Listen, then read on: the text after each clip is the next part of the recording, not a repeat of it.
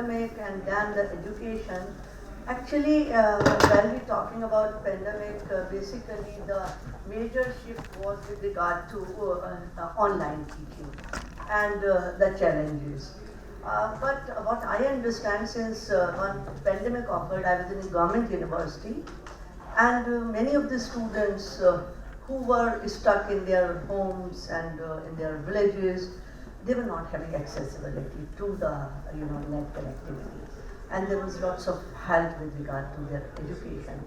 But on the other hand, if we talk of access to education, especially in the context of the development which are happening globally, even before the pandemic, the switch over to different type of modules for education, MOOCs we were talking about. We were talking about lots of e-learning. In fact, if Professor Bajpayee is there, much before pandemic, we were developing e-course content for the UGC e-Pathshala. So there was a type of, and a new education policy which we have, which I think probably was conceived much before the pandemic, 2019, and we call it NEP 2020. But NEP 2020 is talking about internationalization of education, globalization of education.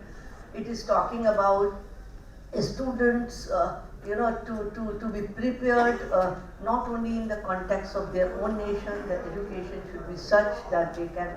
So for that, what is required is employability skills, which I feel generally is missing in our curriculum. And the more focus should be industry-focused employability skills from the school level itself, which requires lots of revamping of the curriculums, revamping of their course structures.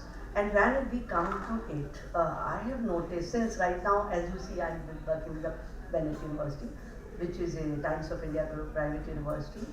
And when we look at the bridges and the gaps which are there between a government university and private universities in the context of facilitation, in the context of openness, in the context of the teachers, the hiring of the teachers, type of teachers, the students, and the facilitation. So there are gaps, actually, there are larger gaps. And also with regard to the regulators of the legal education. In our country, there is lots of, on the one hand, we talk of globalization and the flexibility in the learning. But on the other hand, we are regulated at multiple levels, Bar Council of India, UGC, high courts, and at times if a school is school is recognized by a particular university, the rules of that university. So all that hampers. So what I feel that the education is not same for all. The education is varying for different groups, and this is a very negative factor. This is what I say.